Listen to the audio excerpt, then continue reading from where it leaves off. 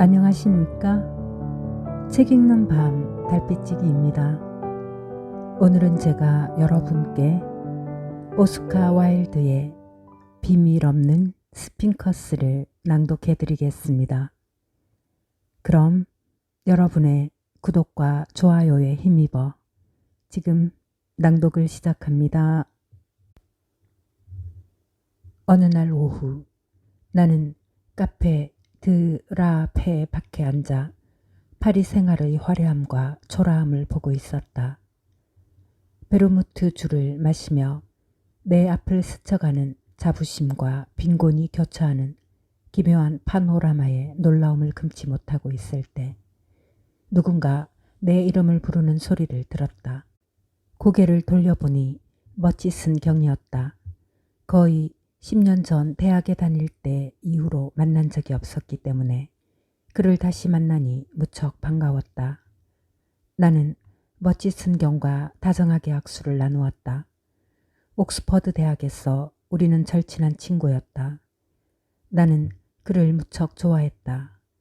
그는 아주 잘생겼고 활달하고 점잖았다. 우리는 그가 거짓말도 좀 할 수 있다면 최고의 친구가 될 거라고 말하곤 했지만 사실은 그 솔직함 때문에 더욱더 존경했던 것 같아. 그런데 그는 아주 변해 있었다. 불안하고 혼란스러워 보였으며 뭔가 미심쩍어 하는 것 같았다. 아마도 현대적인 회의주의 탓은 아닌 듯했다. 머치스는 토리당의 강경파였고 귀족원을 신봉하듯 모세 오경을 강력히 신봉했기 때문이다. 그래서 나는 여자 문제라고 결론 짓고 결혼했느냐고 물었다. 난 도무지 여자를 이해할 수 없어. 그가 대답했다. 이런 제럴드, 내가 말했다. 여자는 사랑을 해야지 이해하려고 하면 안 돼. 믿음이 가야 사랑을 하지. 그가 대답했다. 제럴드, 자네 인생에 뭔가 수수께끼가 있는 게 틀림없군. 내가 소리쳤다. 나한테 얘기해보게. 드라이브 나세. 그가 대답했다. 여긴 너무 혼잡하군. 아니, 노란 마차 말고 다른 색깔로. 저기 저 진녹색 마차가 좋겠네. 잠시 후 우리는 마들렌 성당 쪽을 향해 가로수가 늘어선 도로를 달리고 있었다. 어디로 갈까? 내가 물었다.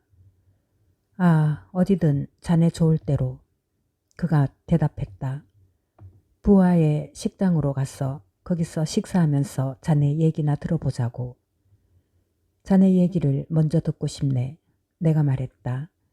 자네의 수수께끼가 뭔지 말해주게나. 그는 호주머니에서 작은 글색이 달린 모로코 가죽 상자를 꺼내 나에게 건넸다. 나는 상자를 열어보았다. 그 안에는 여자의 사진이 들어있었다.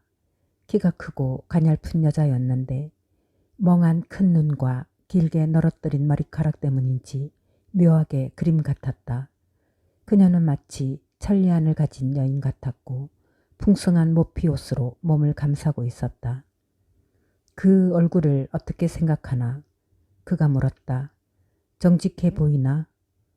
나는 사진 속 얼굴을 주의 깊게 살펴봤다. 비밀을 지닌 사람의 얼굴처럼 보였지만 그 비밀이 좋은 건지 나쁜 건지는 알 수 없었다. 그 아름다움은 많은 수수께끼에서 나오는 아름다움이었다. 그러니까 조형적인 아름다움이 아니라 심리적인 아름다움이었다. 입술을 살짝 스치는 엷은 미소는 달콤하다고 하기에는 너무 희미했다. 아니, 어떠냐니까? 그가 승급하게 소리쳤다.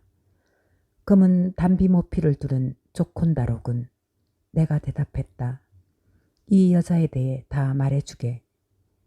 지금은 안 돼. 그가 말했다. 식사 후에. 그러고는 화제를 돌렸다. 웨이터가 커피와 담배를 가져왔을 때 나는 제럴드에게 좀 전에 약속을 상기시켜 주었다. 그는 자리에서 일어나 두세 번 왔다 갔다 하더니 팔걸이 여자의 풀썩 주저앉아 다음과 같은 얘기를 들려주었다. 어느 날 저녁 5시쯤 본드가를 걷고 있었네. 마차 충돌 사고가 크게 나서 교통이 거의 마비되고 말았지. 노란색 유괴마차 한 대가 보도 쪽으로 붙어서 서 있었는데 이상하게 눈길이 갔다네. 그 옆을 지나치는데 마차에서 내가 자네에게 보여줬던 바로 그 얼굴이 밖을 내다보는 거야. 그 얼굴을 보는 순간 나는 매혹되고 말았네. 그날 밤 내내 그리고 그 다음 날도 내내 그 얼굴만 생각했어. 나는 스글프게도 로를 어슬렁거리며 마차마다 안을 살피면서 그 노란색 유괴마차를 만나길 바랐지. 그러나 그 아름다운 미지의 여인을 찾지 못했다네. 결국 나는 꿈을 꾼 거라고 생각했어. 약 일주일 후 라스타일 부인과 저녁 식사 약속이 있었어. 약속은 8시였는데 8시 반까지도 우리는 응접실에서 누군가를 기다렸다네. 마침내 하인이 문을 활짝 열고 알로이 부인도 도착했다고 알려주더군. 그런데 바로 내가 찾던 그 여인이 들어오는 거야. 그녀는 아주 느린 걸음으로 들어왔는데 마치 회색 레이스를 단 달빛처럼 보였어. 날들어 그녀를 안으로 안내해 달라고 하더군. 내게는 말할 수 없는 기쁨이었지. 자리에 앉고 나서 내가 무심코 한마디 했지. 얼마 전에 본드가에서 뵌 적이 있는 것 같습니다. 알로이 부인. 그러자 그녀는 얼굴이 창백해지더니 낮은 목소리로 제발 그렇게 큰 소리로 말하지 마세요. 남들이 들어요 하고 말했다네. 시작부터 망쳐버린 것 같아 비참했지. 그래서 무모하게 프랑스 연극이라는 주제로 뛰어들었지. 그녀는 거의 말을 하지 않았네. 가끔 입을 열면 언제나 음악처럼 아름다운 낮은 목소리로 말했어. 그녀는 누가 자기 이야기를 듣는 것을 두려워하는 사람 같았어. 나는 열정적으로 어리석을 정도로 사랑에 빠져들고 말았네. 그녀를 감싸고 있는 뭐라 설명할 수 없는 신비로운 분위기가 강렬한 호기심을 불러일으켰지. 그녀가 식사 후 곧바로 떠나려 할 때 나는 찾아뵈어도 괜찮겠냐고 물었지. 그녀는 잠시 주저하고 주위에 누가 있는지 슬쩍 둘러보고 나서 좋아요. 내일 5시 15분 전이에요. 라고 말하더군. 나는 라스타일 부인에게 그녀에 대해 이야기해달라고 졸랐지. 그러나 내가 알아낸 거라곤 파크레인의 아름다운 집을 가지고 있는 미망인이라는 것 뿐이었네. 과학적으로 사고한다고 자부하는 어떤 따분한 작가가 과부는 결혼 생활에서 적자 생존의 좋은 사례라고 하면서 과부에 관한 장광서를 널어놓기에 나는 그곳을 빠져나와 집으로 돌아갔다네. 다음 날 나는 그 시각에 정확히 파크레인에 도착했지. 그런데 알로이 부인은 방금 전에 외출했다고 집사가 말하더군. 난 기분이 아주 언짢고 혼란스러워 클럽으로 갔어. 한참 고민 끝에 그녀에게 다른 날 오후에 방문해도 좋으냐고 묻는 편지를 썼지. 며칠 동안 답장이 없더군. 그러다 마침내 일요일 4시에 집에 있겠다는 작은 쪽지를 받았는데 나는 다시 이곳으로 편지 보내지 마세요. 만나서 설명할게요. 라는 추신이 붙어 있었네.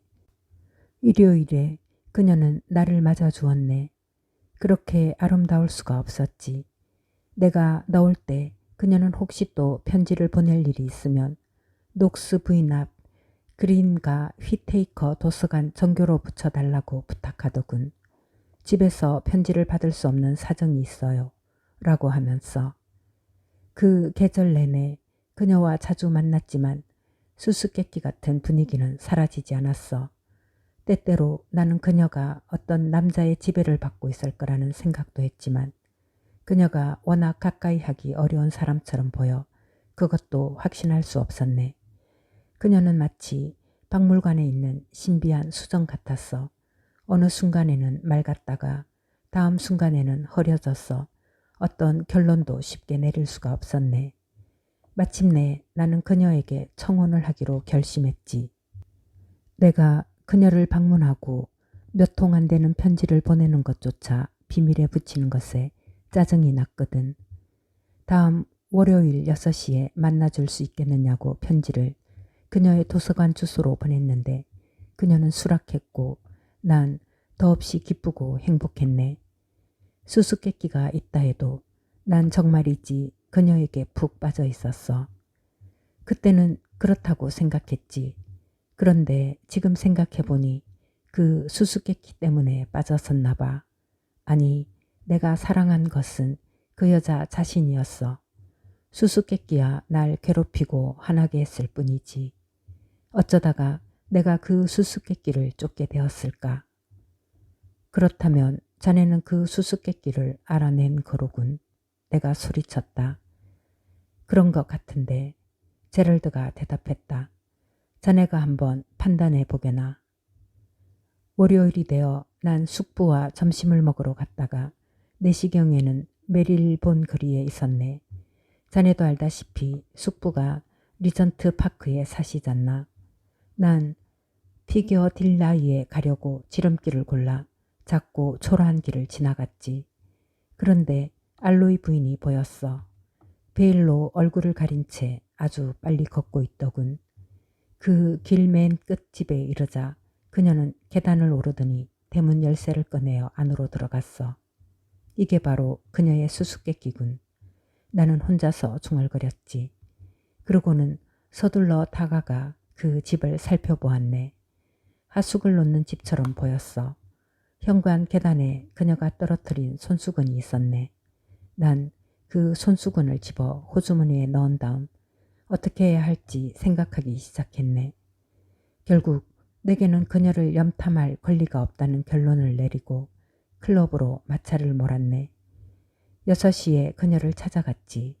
그녀는 은빛 천으로 만든 티카운을 입고 소파에 누워 있었는데 늘 달고 다니는 기묘한 월장성 몇 개로 가운의 고리를 채웠더군. 아주 예뻐 보였네. 반가워요. 그녀가 말했지. 하루 종일 집에 있었어요. 나는 그 말에 놀라서 그녀를 빤히 바라보다가 호주머니에서 손수건을 꺼내 건네주었네. 오늘 오후에 이것을 컵너가에 떨어뜨리셨더군요. 알로이 부인. 아주 조용하게 말했어. 그녀는 공포에 질려 나를 쳐다보았지. 손수건은 아예 받으려 하지도 않았어. 거기서 뭘 하고 계셨습니까? 내가 물었어. 무슨 권리로 날 신문하시죠? 그녀가 대답하더군. 당신을 사랑하는 남자의 권리입니다. 내가 응수했지. 전 당신에게 청혼하러 여기 왔습니다. 그녀는 두 손으로 얼굴을 가리고 왈칵 눈물을 쏟아내더군. 말씀해 주셔야 합니다. 나는 말을 이었네. 그녀는 일어서서 내 얼굴을 똑바로 보더니 멋지순경 아무것도 말씀드릴 게 없어요 라고 하더군. 누군가를 만나러 가신 거죠. 내가 소리쳤지. 이게 바로 당신의 수수께끼였군요. 그녀는 무서울 정도로 창백해지더니 누구를 만나러 간 게 아니에요 라고 말했어. 사실을 말해줄 수 없습니까? 난 소리쳤지. 이미 말씀드렸잖아요. 그녀의 대답이었네. 나는 화가 치밀어 미칠 지경이었지. 무슨 말을 했는지도 모르겠지만 그녀에게 모진 말을 하긴 했어. 결국 나는 그 집을 뛰쳐나왔지. 그 다음 날 그녀가 편지를 보냈더군. 난 뜯어보지 않고 대들려 보내고 엘렌 콜빌과 함께 노르웨이로 떠나버렸지. 한 달 후 돌아와 모닝포스트에서 본 첫 기사가 알로이 부인의 사망 소식이었네. 오페라 극장에서 감기에 걸려 닷새 후에 폐충혈로 죽었다는 거였어. 나는 두문불출하고 아무도 안 만났지. 난 그녀를 무척이나 사랑했네. 정말 미치도록 사랑했는데, 오 하나님, 내가 얼마나 그 여인을 사랑했는데. 자네 그 거리에 가보았나? 거기에 있는 그 집 말이야. 내가 물었다. 그래, 그가 대답했다. 어느 날 컵너가에 가보았지. 어쩔 수가 없었어. 의혹 때문에 너무 괴로웠으니까. 문을 두드렸더니 점잖아 보이는 여자가 문을 열어주었네. 그 여자에게 새놓을 방이 있느냐고 물었어. 글쎄요. 그녀가 대답했네. 객실은 대여가 된 상태지만 새든 부인을 3달 동안이나 못 봤어요. 집세도 밀려 있으니 그 방을 쓰셔도 되겠지요. 이 사람이 그 부인인가요? 사진을 보여주면서 내가 물었네. 바로 그분이에요. 틀림없어요. 여자가 소리쳤네. 그런데 언제 돌아오시나요? 부인은 돌아가셨습니다. 내가 대답했다네. 아니, 어떻게 그런 일이? 여자가 말했어. 그분은 우리 집에서 가장 좋은 하숙인이었어요. 일주일에 3기니를 내고 이따금씩 객실에 앉아 있기만 했거든요. 그분이 여기서 누군가를 만났나요?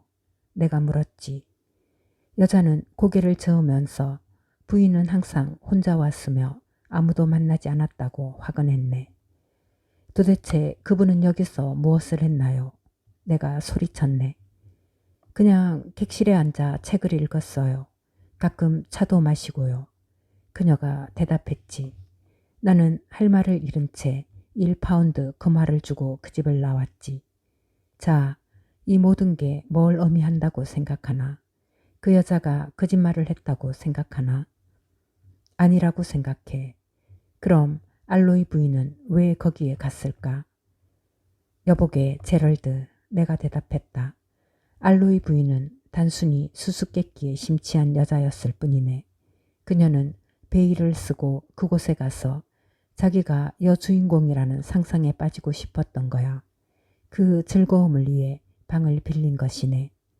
그녀는 비밀에 애착을 갖고 있었지만 정작 그녀 자신은 비밀 없는 스핑커스에 불과했던 거지. 정말로 그렇게 생각하나? 틀림없네. 내가 대답했다. 제럴드는 모로코 가죽 상자를 꺼내어 열고 그녀의 사진을 보았다. 그런가? 한참이 지났어야 그는 말했다.